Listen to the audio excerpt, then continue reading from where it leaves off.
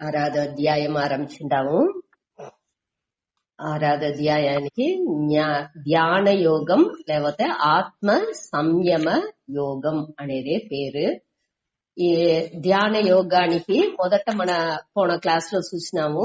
ఎట్టా ఆ ధ్యానం అంటే ఏమి అనే దానికి ధ్యానం అనేది వచ్చి మానస వ్యాపారక, అదాదు మనసులో ఒక செயல் క్రియ, ఒక మనసులో చేసే ఒక செயல் అనే దాన్ని చూసినాము.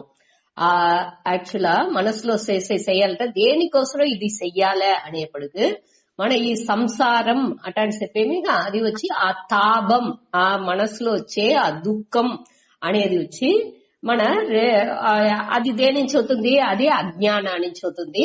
అజ్ఞానంని మన జ్ఞానం మూలంగానే జ్ఞాననే ఉపాయం అజ్ఞానాన్ని విளக்கிంది.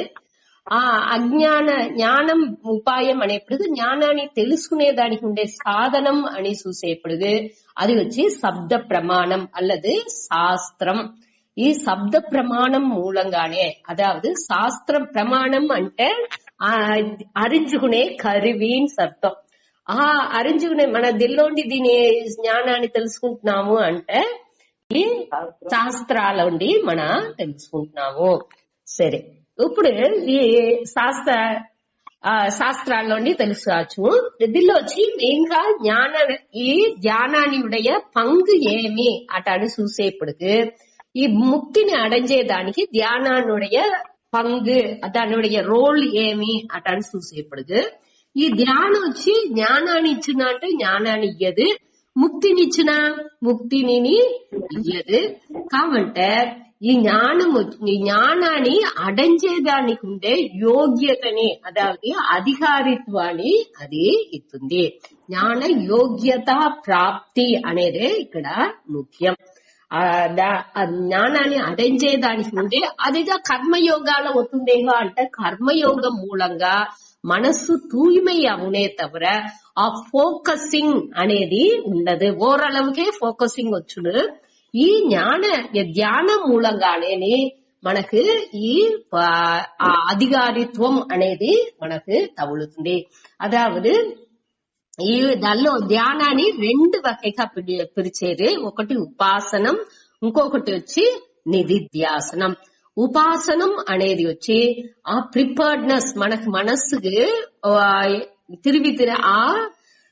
తయారు నిలైకి ఎత్తుకొచ్చేదాన్ని, ఆ ఫోకసింగ్ వేరే వేరే టైప్ లో ఆ సంచలాన్ని మనస్సులో ఉండే ఆ సంచల తన్మైని అంపేది ఈ ధ్యానం మూలంగానే మన నుంచి ముழுமைగా అంపిందుకు వెళ్ళవను అనేది నుంచి ఈ ఉపాసనం అనే దానిని ముఖ్యంగా చెప్పారు. ఈ కర్మయోగం మూలంగా మనకి చిత్త శుద్ధి అవును, చిత్త ఏకాగ్రత అనేది ఈ ఉపాసనం మూలంగా మనకు తగులుతుంది.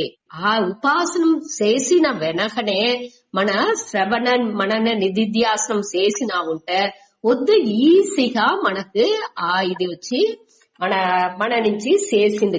అదావదు మన ఈ మెడిటేషన్ అనేది ఈజీగా మనకు వెళ్ళవును, అదావదు చేసింది వెళ్ళవును. మెడిటేషన్ అనేది ఊరికే అదావదు ఏదో మనం 10 నిమిషం కుండినాము, మెడిటేట్ చేసినాము, అమైదిగా కుండినాము, మనకు మనసుకు శాంతిగా ఉంది అనేది మట్టు లేదు.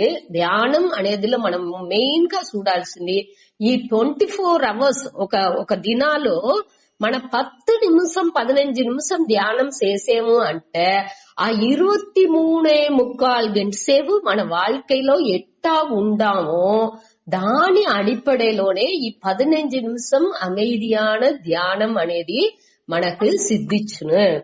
అదావదు 23.25 గంట సేపు మన ఇష్టానికి మన వాటికి జోడ వేసేది, అనగా వేరే వేరే మారి అందరితో మాట్లాడేది, అన్ని వెరుపులతోనే ఉండేది. అట్ట మారియే మన வாழ்க்கை ఉన్నందింటే అది అన్ని ముడిచొచ్చి ధ్యానంలో మన కూనే ఉంటే మన ఎన్నం ఎట్టా ఉన్ను ఆ ఎన్నాల్ని అడిపడిగా పెట్టుకునే మన ఎన్నం తిరిగి దాని మనం ఏం చేస్తామో ఆ ముళు దినంని మన మనసు ఎట్టా ఉన్నదో దాని అడిపడిగా పెట్టుకునే మన ఎన్నాళ్ళు పూరనే ఉన్న. అయ్యో వాళ్ళు ఇట్ట చెప్పినారే, వీళ్ళు ఇట్ట చెప్పినారే, దానికి ఏం సొల్యూషన్, அடுத்து మనం ఏం చేయాలి, ఫ్యూచర్ లో ఏం నడుస్తుంది, ఇట్టా మారియే మన ఎన్నాళ్ళు పోతా ఉన్ను. అదే ఇది ముళు నాలుని బాగా మన పెట్టుకునే ఉంటే ఆ 15 నిమిషం ధ్యానం అనేది మనకు బాగా మంచి அமைதிని ఇచ్చిన, ఆ ఫోకసింగ్ వచ్చి బాగుంది. దానిచే దీంతని వద్దే ముఖ్యంగా చెప్పారు, సైడ్ బై సైడ్ దీనిని మెడిటేషన్ ని సేరి మన చేసుకుంటా వచ్చినా ఉంటే అది వచ్చి మనకు వద్దే హెల్ప్ఫుల్ గా ఉన్నది. అదావదు ఈ క్లాస్ ముడించిన వెనక కూడా ఒక 10 నిమిషం మీరు அமைதிగా మీ డిస్కషన్ అన్ని ముడిచి మీకు టైం చూసుకోండా, ఇవాళంటనాలు సరి, లేకపోతే నైట్ పండుకునే ముందాతి, లేకపోతే తెల్లాట లేవంగానే అట్టా టయాలంతాని ఈ రిలాక్సేషన్ మెడిటేషన్ మన చెప్పేమిగా ఈ ఉపాసన మూలంగా 4 ధ్యానాన్ని మన చెప్పినాము. ఏమేమి రిలాక్సేషన్ మెడిటేషన్, ఒళ్ళుని அமைதி పడితేది. ఈ ఒళ్ళుని మట్టు లేదు, మన ఒళ్ళుని అనగా పులన్లని, మనస్సుని అనగా మన బుద్ధిని అన్నిని அமைதி పడితే ధ్యాననే ఈ రిలాక్సేషన్ మెడిటేషన్ చెప్పేది. దీని మూలంగా మనం ఏం చేసేము, మొట్ట ఒళ్ళు అనేప్పుడు ఆ ఆసనాలు, ఏ ఆసనం మనకు ఫ్రీగా మన నుంచి ఏ విధమైన స్ట్రెస్ లేకుండా, అదావదు ఏ విధ శ్రమ లేకుండా ఒళ్ళుని ఫ్రీగా రిలాక్స్డ్ గా పెట్టుకుని కూండేందుకు వెళ్ళవాలి. అవాళ ఒంటో ఏ తావులోని ఒక అழுத்தం ఇదింతా ఉండకూడదు. ఫ్రీగా మన రిలాక్స్ గా పెట్టుకుని அமைதிగా కూండేందుకు వెళ్ళవాలి. అదే ఒళ్ళుకి ఇచ్చే పயிற்சி. అది ఇయ్యంగానే ఒళ్ళు ఓరளவுக்கு కూడా కొంచెం గెల్లు కూండిందుకు அமைதிగా, లేకపోతే ఎన్నం పూర ఇక్కడ అయ్యో ఇక్కడ పోటెత్తుతుంది అక్కడ పోటెత్తుతుంది అట అనిసే ఉన్న దాని నుంచి ఒళ్ళుని రిలాక్స్ చేసిందుకు తెల్లాలి. వద్దే అట్టని కన్నుని ఇట్ట ఇరికి మూసేదో, లేకపోతే సెయ్యిని అట్నే టైట పెట్టుకునేదో అటంతా లేకుండా రిలాక్స్ గా ఎంత అలవు మన ఒంటో ఎట్టా మారి కూంటే సౌర్యంగా ఉన్న, ఒక తావులో సాంజికి ఉండాలన్నా, వెనకాతి తల కూడా పెట్టుకోవాలన్నా అట మారింత మన ఒంటి సౌర్యానికి తగ్గట్టు ఏం చెయ్యాలనో దానింతా పెట్టుకుని ఆ రిలాక్స్ గా కూండే ఆ పొజిషన్ మనకు తెలాలే. అట్ట కూండి మొదట పడకాల, ఏ విధమైన అసైవుని ఒంటో అవాళ ఉండకూడదు. ఇదే మొదట మన ఒళ్ళుని அமைதி పడితేది. அடுத்து புலன்கள்ని அமைதி పడేప్పుడు దానిని చూసాము, అన్నిని రిలాక్స్ గా ఏ విషయాలని నోకిని ఈ పులన్கள் పోకుండా దానిని మన அமைதி పడుతుకోలే. அடுத்து మనస్సుని ఎత్తుకునేప్పుడు మనసులో ఏ విధమైన ఎన్నాళ్ళు అన్ని ఎన్నాళ్ళు వచ్చి పోతా ఉంటున్నాలు, అది వాటికి అది వచ్చి పోని నేను దాన్ని సాక్షి మాత్రంగా సూతా ఉండాను అనే ఆ ఫీలింగ్, ఆ ఉణర్వుని మన ఎత్తుకొచ్చుకోలే.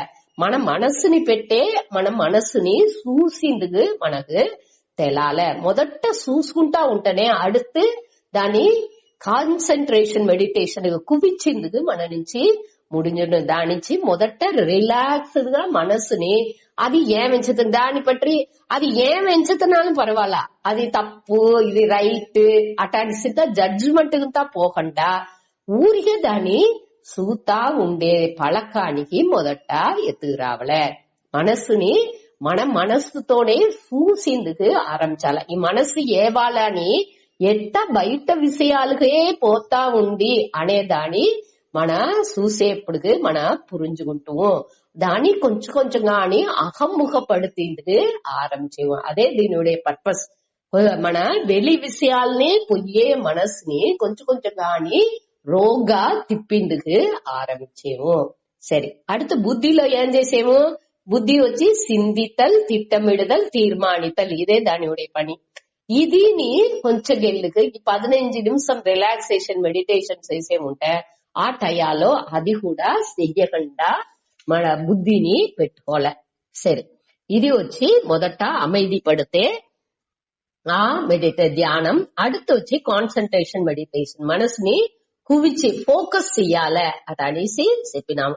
ఆ కువిచేప్పుడు దాని ఏమి దానిలోని 2-3 స్టెప్స్ చెప్పిండారు. మానస పూజై, మానస పారాయణం, మానస జపం. మొదటనేని మనసులో జపం చెప్పిందిగా ఆరంభితే అందరి నుంచి అది ముడించదు. దానిచ్చి ఏం చేసాము, మొదట నింద పొరుల్ని యోసించేట్టుగా ఆ మానస పూజ అంటే నేను పోయి గార్డెన్ లో తోటలో పువ్వు ఎత్తుకొచ్చి అనక దేవునికి అన్ని తావు తుడిసి ఆ సంతరం కుంకుమ పెట్టి అట మననేని మనసులో కర్పణ చెయ్యాలి. ఆ పూజ రూమ్ లో ఎట్టంతా అలంకారం చెయ్యచ్చు అనేదాన్ని మననే కర్పణ చేసేది. ఆ ఒక 15 నిమిషాలు ఆ మన ఫుల్ పూజ అన్ని అభిషేకాలు చేసి ఆరాధన చేసి అన్ని చేసేట్టుగా మన మనసులోనేని కర్పణ చేసేది. అట మరి చేసేప్పుడు మనకు ఈ ఫోకసింగ్, ఈ కాన్సన్ట్రేషన్ అనేది కొంచెం కొంచెంగా వచ్చింది ఆరంభించిన ఈ మానస పూజ. அடுத்து మానస పారాయణం. పారాయణం అనేప్పుడు ఏదైనా కొంచెం శ్లోకాలు ఇప్పుడు చదివేమిగా ఇట మరి గీదెనో లేకపోతే స్తోత్రాలు ఏదైనా ఒకటి మనపాఠం చేసుకుని దాని మనసులోనే చెప్పేది. నోటో పెద్దగా చదివేసి చెప్పకుండా మనసులోనే దాన్ని చెప్పేది. అది మానస పారాయణం. அடுத்து మానస జపం అనేప్పటికి ఏదైనా ఒక ఓం నమ శివాయనో ఓం నమో భగవదే వాసుదేవాయ అట మరి ఏదైనా ఒక మంత్రాన్ని ఎత్తుకుని దాని మనసులో రిపీట్ చేసేది. ఒకనాటికి ఇన్ని మాట చెప్పాలే అట అడిసి మన చెప్పుకుని దాన్ని తిరిగి చెప్పి చూసేది. అట్ట మరింత ఎత్తుకునే ఇప్పుడు ఈ ఫోకసింగ్, ఈ మెమరీ పవర్ మన చెప్పేమిగా మనపాఠం చేసింది వెళ్ళవలా అని అది ఇంత ఒక్కటినే లేదు. మన తిరిగి ఆ ఫోకసింగ్ ఉన్నది అంటే ఇది ఈజీ. ఈ మనపాఠంతా అదిగా అవసరం. ఈ మానస పారాయణం ని మన ఎత్తుకొచ్చాముంటేనేని ఆటోమేటిక్ గా మన నుంచి అది ఇంత చేసింది వెళ్ళవును. అన్ని మనసు నుంచి చేసిందిలోను మన ముయర్చి అనేదే అక్కడ లేదు అనేదాన్ని మన తెలివిగా తెలుసుకోవచ్చు. మన ముయర్చి ఉన్నది అంటే ఇది వెళ్ళవదు అటాడిసి ఎదినే దొరకదు. మనకు ఆ సోంబేరితనా నుంచి లేకపోతే ఏదైనా ఒక సాకుని దానిలో మన చెప్పేము, అయ్యో దీని నుంచి వెళ్ళవలా దాని నుంచి వెళ్ళవలా ఇట నా నుంచి చేసింది వెళ్ళవలా అన్ని నేని మన మనసు మనకు చెప్పే సాకు పోకులే అది ఇంత లేకుండా కొంచెం కొంచెం గాని ఈ పారాయణం ఇది ఇంత మన సంస్కృతంలో వెళ్ళలేదా, తమిళ పాటలు వెళ్ళవుతుందా దాని పారాయణం చేయండా. ఎత్తినా ఒకటి మనసులో ఖండిపుగా ఇట మనపాఠం చేసేది ఉండాలే. ఏదిన్నా ఒకటిని ఇట పారాయణం చేసి మనసులో తిరిగి చెప్పేది వచ్చి వద్దే మంచి పழக்கம். ఒక పీరియడ్ ఆఫ్ టైం ఒక తెల్లాట వేళనో సందాల వేళనో కొంచెం గెల్లికి ఒక టైం ఒదికి దానికి మన పెట్టుకుంటే అది మనసుకు ఫోకస్ ని ఇచ్చిన అనేదాన్ని చూసాము. அடுத்து వచ్చి ఈ ఎక్స్పాన్షన్ మెడిటేషన్, అదావదు మనసుని విరివిపడితే ధ్యానం. దానిలో ఏం చూసాము, మనసు వచ్చి వ్యష్టి తని మనిషి నేను నా అహంకారం మమకారం మూలంగా ఏం చేసేము ఇది నా ఇది అటనిసి ఒక ఉలగాన్ని నేనేని ఏర్పడుతున్నా. అది తవిర அடுத்த దీనికి నా మనసు పోదు. అట్ట లేకుండా ఇప్పుడు ఏం చేసేము కొంచెం కొంచెంగా అని అన్నిలోని ఆ బ్రహ్మనే ఉంది అనేసి దీని పురుంజుకోంగా ఏం చేసేము అన్నిని దేవుడిగా ఎంచిన ఈ కర్మయోగం మూలంగా అన్నిలోని ఆ దేవుడే ఉండారు. ఆ దేవుడికి నేను అర్పణం చేసి నా செயల్ని చేసేను వచ్చేదాన్ని నేను ప్రసాదంగా ఎంచుకుంటున్నాను అటనిసి అన్నిని దేవుడిగా చూసేది అని అట్ట చేసేప్పుడు మన మనసు కొంచెం కొంచెంగా విరివடைஞ்சதுக்கு ஆரம்பிச்சிട്ടുണ്ട്. ఇది వచ్చి 3வது స్టేజ్. அடுத்து 4வது వాల్యూ మెడిటేషన్. వాల్యూ మెడిటేషన్ అంటే మంచి గుణాలని, అదావదు మనతో ఏ గుణాలు లేదో, మనతో ఇప్పుడు కోపం ఉంది అంటే దాని మంచి గుణాలు దానికి ఆపోజిట్ గా ఉండే ప్రతిపక్ష భావన అంటారు దీని. అதாவது ప్రతిపక్ష భావన అంటే దానికి ఆపోజిట్ గా ఉండే గుణాన్ని నాకురోగా ఎత్తుకొచ్చేది. నేనే కర్పణ చేసేది, నే అట్ట ఉండట్గా బాగా ఇనిమైగా మాట్లాడేట్గా అందరితో అన్బుతో మాట్లాడేట్గా ఏ తావులో నా బలహీనం ఉంది అటడిసి నేను గమనించి దానికి ఆపోజిట్ గా ఆవాలా ఎట్టా మారి నా గుణం ఉంటే బాగుడు అనేదాన్ని నా మనసులో నేను పురుంజుకుని దాని తిరిగి మనసులో ఎంచి చూసేది. అట్ట మారిత చేసేప్పుడు ఈ మనసులో ఉండే తేవలేని ఈ మన బయట అదావదు మేల్లోటంగా మన మనసు బాగుండట్టుగా ఉంది. ఈ subconscious mind unconscious mind అటన్స్తో చెప్పేమిగా ఆల్ మనలో వచ్చి నిండ పదివులు మనకు రోగా ఉంది. ఆ వాసనలు ఏకపట్టదిని మన మనసు స్టోర్ చేసి పెట్టుకుంది. ఇదింత అని ఏమవునుంటే அமைதிగా ఉండప్పుడు ఏదన్నా దానికి ఉండే సూழ்நிலை వచ్చేప్పుడు అది పీరిట్టు బయట ఎరిమலை మారి బయట వచ్చును. అదింత మారాలి అంటే ఇట మారి ఉపాసనే నిధిధ్యాసనం చేతనే అది మారును. దానికే దీన్ని చెప్పిటారు. అదావదు మొదట మన ఈ శ్రవణ మననానికి ముందాతి చేసే ఆ ధ్యానాని పేరు ఉపాసనం అటని చూసాము. దాని వెనక ఇది ఉపాసన ఈ 4 టైప్ ఆఫ్ ఉపాసన చేసిన వెనక 4 టైప్ ఏమేమి?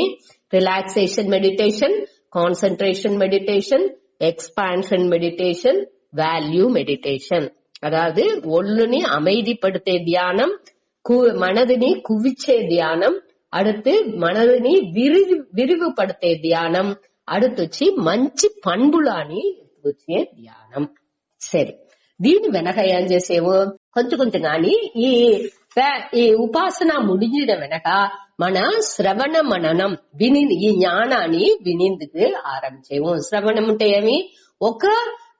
ఒక కాలం దాకా తొడర్ந்து ఒక గురుతో ఒక దూర చెప్పించే వాళ్ళతో కంటిన్యూస్ గా తొడర్ந்து వినాలి. ఒక నేడు వినిసి 14 వినకుండా అట్టంతా లేకుండా సిస్టమేటిక్ మురైగా తొడర్ந்து దాని వినేది ఇదే శ్రవణం అటనిసి చెప్పేము. ఆ శృతిని వాళ్ళు చెప్పే ఆ శాస్త్రాల్లో ఉండే శాస్త్ర మురైపడి దాని వినేది అనేదే శ్రవణం. ఆ శ్రవణం వెనక ఏం చేయాలి? ఆ మననం అంటే దానిలో ఉండే సందేహాలని మన దాన్ని తీర్చుకోలే. ఆ తీర్చి మనసులో కన్విక్షన్ అంటే ఉరుది ఇది తప్పు లేదు, ఇది కరెక్టే అట అనేసి తెలివిగా మనసులో ఒక క్లారిటీ, ఆ తెలివి వచ్చేదే వద్దే ముఖ్యం. ఈ సందేహాలంతా పోయి మనసు ఒక తెలివికి వస్తుంది. దాని వెనకని ఏం ప్రశ్న అవును? ఈ వాసన పళక్క దోష నుంచి ఈ విపర్యయం నుంచి మనం ఏற்கனவே చూసిండాము. కల్మసహ అట అని చూసేప్పుడు దానిలో విపర్యయ అనేప్పుడు మన పళక దోషాలో ఏమవుతుంది? మనసు తిరిగి ఈ దేహ అభిమానానికి పోతుంది. దాని మార్చేదానికే ఈ నిధిధ్యాసనం అనే ధ్యానం. ఈ నిధిధ్యాసనాలో మనం ఏం చేసేము అంటే కొంచెం గాని నిధిధ్యాసనం కూడా 2 టైప్ లో చెప్పేది. ఒకటి వచ్చి మన సహజ సమాధి అంటారు దాని. అదావదు మన డే టు డే ఈ 24 గంటల ఒక్కొక్క క్షణాన్ని అవేర్నెస్ తో ఆ విలిప్పులో ఉండుకుని నేను ఆ ఆన్మానే బ్రహ్మనే అటనే ఆ విలిప్పులో ఉండుకుని మన అన్ని செயల్ని చేసేది.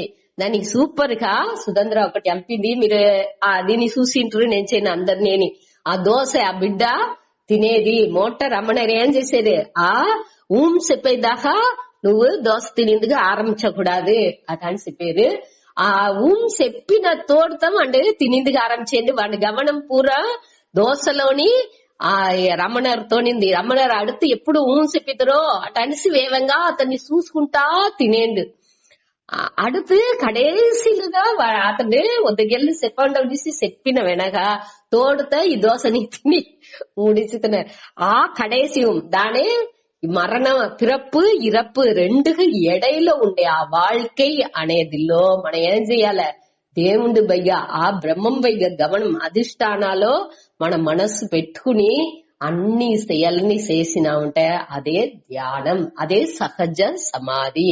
మన ఈ 24 గంటల సేపుని దాని మనస్సులో పెట్టుకునేని మన వర్క్ చేసింది ఆరంభించిన అదిలోని మారాడ సంతోషం వస్తే తుళ్ళి కుదిచ్చడం, వరతం వస్తే అయ్యో వచ్చిందే ఏం చేయడం అంటనిసి ఆ పదవైపు మనసులో తలర్వు బలహీనం అన్ని వచ్చేది. అది ఇంత లేకుండా అన్ని నేని ఆ ఈశ్వర ప్రసాదనే అటానిసి ఎత్తుకుని అమైదిగా అన్నిలో ఏవాలని ఆ సమత్వాల ఉండేది. అదే ఉద్యోగే ముఖ్యం. ఆ సమత్వాల మన మనసుని పెట్టుకుని మన వర్క్ చేసేనా ఉంటే ఏ విధమైన బంధోని మనకు రాదు అనే దానిని చూసాము. அடுத்து ఈ ఉపాసనానికి నిధిధ్యాసనానికి విధ్యాసాలు చూసాం. నిధిధ్యాసంలో 2 టైప్స్ చెప్పినాని, ఒక టైప్ వచ్చి అలర్ట్ గా మనం వచ్చి దీన్ని ఫేస్ చేసేది, అన్నిని సమత్వంగా మనసుని సమత్వంగా పెట్టుకుని ఈ ఉలక విషయాల్ని అన్ని ఫేస్ చేసేది. రెండవది వచ్చి ఒక తావులో కూడుకుని, ఇప్పుడు సన్యాసులంతా చేసేది ఒక తావు, ఒక ఆశ్రమాలో దానికి గుహలంతా పోయి కూడుకుని వాళ్ళు ఈ దీనిలోనే నిష్ఠైలా ఉండేది. అది కూడా నిధిధ్యాసన అనే చెప్పారు. ఈ 2 విధాలోనే చెయ్యచ్చు. మనం ఇప్పుడు జ్ఞానాన్ని వినక ముందాతి వింటా ఉన్నప్పుడు వచ్చి వినక ముందాతింటే అది ఉపాసనం. విని ముడిచిన ఉనక 2వ మాట వినేమో అని పెట్టుకుంటాం. ఇప్పుడు జ్ఞానం ఇప్పుడు ఒక మాట వినేరు, ఈ భగవద్గీతని ఇంకొక మాట 2వ మాట 3వ మాట వినేముంటే అది నిధిధ్యాసనంగా అవసరం. మన ఈ జ్ఞానాన్ని ఓరளவு పురించుకుంటాము మొదట, అనక దానిని తిరిగి ఎంచూసేది, ఇంకోతర విని దాన్ని తిరిగి ఎంచూసేది, ఇంకోరికి చెప్పించేది, అదెంత అని నిధిధ్యాసనాలో వచ్చును. అనగా మన తనీగా పోయి ఆ నియమంతోని ఒక తావులో కుండి చేసినాముంటే అది కూడా నిధిధ్యాసననే. 2 టైప్ లోని చెయ్యచ్చు. ఉపాసన అనేది జ్ఞానాన్ని ముందాతి చేసేది, నిధిధ్యాసనం అనేది ఈ శ్రవణ మననానికి వెనక ఆ జ్ఞానుடைய నిష్ఠ కోసం చేసేది. ఉపాసనలో ఈ నియమాలు ఖండిపుగా చేసేవాళ్ళ, నిధిధ్యాసనలో ఈ నియమాలకు అవశ్యం దొరకదు. నియమాలని పెట్టుకుని చెయ్యచ్చు. అట లేకుండా 24 గంటల సేవలోని ఆ అవేర్నెస్ లో రమణ చెప్పినట్టుగా అదే మారి ఉండుకుని మనసులో ఆ ఆళాలో దేవుణ్ణి పెట్టుకుని ఆ పరంబొరుల్ నేనే అనేదాన్ని నేను పురించుకుని దానిలోనే మనసుని పెట్టుకుని అన్ని చెయ్యాలని మన ఏ విధ పట్టు లేకుండా చెయ్యచ్చు. అదే నిధిధ్యాసనం. సరే, రెండవది వచ్చి విషయంని చూసేప్పటికి ఈ విషయాలు ఏం విషయం ఉపాసన ఎత్తుకుంటున్నాముంటే ఏదినా ఇష్ట దేవదైనుடைய సగుణ బ్రహ్మ ధ్యానం. అది ఉరువంతో కూడా దాని ఉடைய గుణాలతో సేరి ఈ దేవుడు ఉంటే ఈ గుణాలు ఉన్నాయి అటని చెప్పేవి ఆ గుణాలతో సేరి ఆ ఉరువంతో సేరి మన ధ్యానం చేసేది వచ్చి ఉపాసనలు ఉన్నాయి. కావంటే నిధిధ్యాసనం వచ్చి నిర్గుణ ధ్యానం. దానిలో వచ్చి ఏ విధమైన గుణం అనేది దొరకదు, నిర్గుణక. సరే, அடுத்து 3வது పాయింట్ వచ్చి ఈ వీళ్ళు వచ్చి ఉపాసనగా ఉండేవాళ్ళు అజ్ఞానిగా ఉంది, వాళ్ళు వచ్చి జ్ఞానాన్ని ఇంకా తెలుసుకోలేదు. నిధిధ్యాసనాలు ఉండేవాళ్ళు ఒక జ్ఞాని, జ్ఞానం అంటే తెలుసు అంటే జ్ఞానాన్ని పురించుకున్నా అంటే ఉణర్చాంటే. కావంటే ఆ నిష్ఠలో ఆ జ్ఞానం వచ్చి వాళ్ళలో నిష్ఠగా అవ్వాలా అనే దానికోసం అంటే ఈ ధ్యానాన్ని చేసేయండి. அடுத்து బలన్ అటని చూసేప్పటికే సకామంగా ఉపాసన చేసిన అంటే వాడికి అష్టమహా సిద్ధిలు అన్ని తగుల్ని నిష్కామంగా చేసేప్పటికే వాడి జ్ఞాన యోగ్యత ఆ దీనికి జ్ఞానానికి అధికారిత్వం జ్ఞానం అడంజేదానికి ఉండే ఆ తగుదిని వాడి అడంజును. అదేది నిధిధ్యాసనాన్ని పలన్ వచ్చి జీవన్ ముక్తి. వాడు వచ్చి ఆ ஞான నిష్ఠలోనే వాడు வாழ்க்கைని నడిపించును. 24 గంటల సేపుని ఆ అవేర్నెస్ లోండి వాడు మారడు అనేదే దీనిuடைய విద్యాసాలు. ఏకపట్ట విద్యాసాలు చెప్పచ్చు, ముఖ్యమైన 4 విద్యాసం మట్టు ఇక్కడ చెప్పింటారు. సరే, ఇప్పుడు ఈ 6వ అధ్యాయాలో ఒక 5 టాపిక్ ని మెయిన్ గా కృష్ణ చెప్పారు. మొదటి టాపిక్ వచ్చి బహిరంగ సాధనాని. బహిరంగ అంటే బయట కూడి మన చెయ్యాల్సిన సాధనలు. బహిరంగ సాధనే అంటే ఈ ధ్యానానికి మన 15 నిమిషం ధ్యానం చెయ్యాలి అంటే ఆ 23.25 గంట సేపు మనవుடைய செயல் ఎట్టా ఉండాలి అనే దానితో చెప్పేదే ఈ బహిరంగ సాధనలు. అదావదు ఈ ధ్యానానికి అంగంగా లేకుండా దానికుడే బయట, అదావదు ఈ ధ్యాన వేళలో ఇది చేయాల్సిన అవసరం లేదు. ధ్యానం ఆ 15 నిమిషం ధ్యానం చేసే ముందాతో వెనకాత్యో దాని వెనక పూరానియో ఆ 24 గంట సేపులో ఈ 15 నిమిషం ధ్యానం చేసే ఉంటే కొదవ 23.25 గంట సేపు మన வாழ்க்கை మురై ఎట్టా ఉండాలే అనే దాన్ని చెప్పేదే ఈ బహిరంగ సాధనలు. అది ఒక టాపిక్. அடுத்து వచ్చి అంతరంగ సాధనాని, దానికి ఇంకో పేరు వచ్చి విశేష సాధనాని. మొదట బహిరంగ సాధనాని అనే దానికి ఇంకో పేరు సామాన్య సాధనాని అటాంటి కూడా చెప్పచ్చు. అదే సామాన్య సాధనాని. ఇంకొక పేరు బహిరంగ సాధనాని. అది వచ్చి ధ్యాన ఆ వేళ తవిర కొదవ వేళ మన வாழ்க்கை మురై ఎట్టా ఉండాలే, ఏం సాధనలు కొదవగెల్లు మన చెయ్యాలి. அடுத்தనే ఈ 15 నిమిష ధ్యానం మనకు బాగా ఆ టయాల మన మనసు அமைதிగా బాగా మంచి కాన్సన్ట్రేషన్ బాగా మన దానిలో ఒరుంగిణించి ఉండిందుకు వెళ్ళవను అనేదాన్ని చెప్పేది.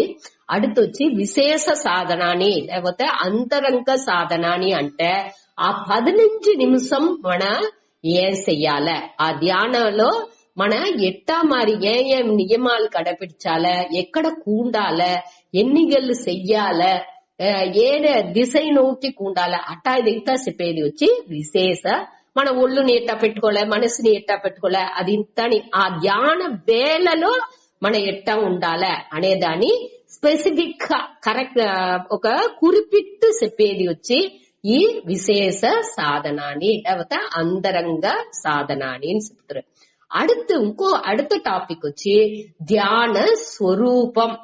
ధ్యాన స్వరూపం అంటే మనం ఇప్పుడు చెప్పినామిక అది వచ్చి ఉపాసనం గాని ఉండొచ్చు, నిధిధ్యాసనం గాని ఉండొచ్చు. ఎట్టా ధ్యాన మురై ఎట్టా ఉండాలే, ఆ ధ్యాన స్వరూపం అంటే దానిuடைய ధ్యానానుடைய ఇయల్బు ఎట్టా ఉండాలి అనే దాని పట్టిన చెప్పేది వచ్చి ధ్యాన స్వరూపం. ఇది 3வது టాపిక్. அடுத்து 4வது టాపిక్ వచ్చి ధ్యాన బలన్. దీని నుంచి ఏం బలన్ మనకు దొరుకును అనేది 4வது టాపిక్. 5வது టాపిక్ వచ్చి ధ్యాన ప్రతిబంధ పరిహారం. 4வது టాపిక్ ధ్యాన బలన్, 5வது టాపిక్ ధ్యాన ప్రతిబంధ పరిహారం. అదావదు ధ్యానం చేసేప్పుడు మనకు ఏమి తడలు వచ్చును, దానికి పరిహారం ఏమి అనే దాన్ని చెప్పేది వచ్చి ధ్యాన ప్రతిబంధ పరిహారం అటాని చెప్తారు.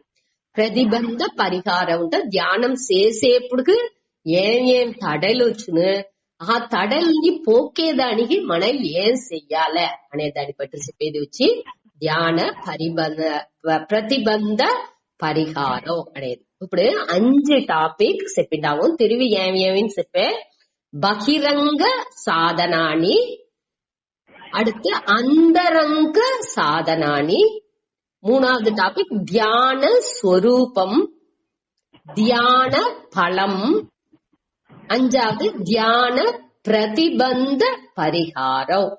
ఈ 5 టాపిక్ బహిరంగ సాధనాని అనేప్పుడు ధ్యాన వేళ లేకుండా కొదవగెల్లు మన வாழ்க்கை మురై ఎట్టా ఉండాలి అని చెప్పేది వచ్చి బహిరంగ సాధనాని లేకపోతే సామాన్య సాధనాని అనేది. அடுத்தது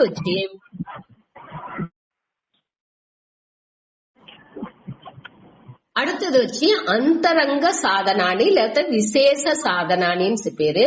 దానిలో వచ్చి మన ధ్యాన చేసే టయాలో మన ఎట్టా ఉండాలి, ఏ నోకి ఉండాలి, మన ఒళ్ళు ఎట్టా పెట్టుకోవాలి, మనసు ఎట్టా పెట్టుకోవాలి అనేది ఇంత చెప్పేది వచ్చి విశేష సాధనాని లేకపోతే అంతరంగ సాధనాని. 3வது టాపిక్ ధ్యాన స్వరూపం. ఆ ధ్యానం అనేది దానిuடைய ఇయల్బు ఏమి, దాది ఎట్టా ఉపాసననా నిధిధ్యాసననా ఏమి దానిuடைய ఇయల్బు ఎట్టా ఉన్న దాని తన్మై ఏమి అనేది ఇంత చెప్పేది వచ్చి ధ్యాన స్వరూపం. 4வது టాపిక్ ధ్యాన పలన్. ఆ ధ్యానం చేసే దాని నుంచి ఏం భయం మనకు దొరుకును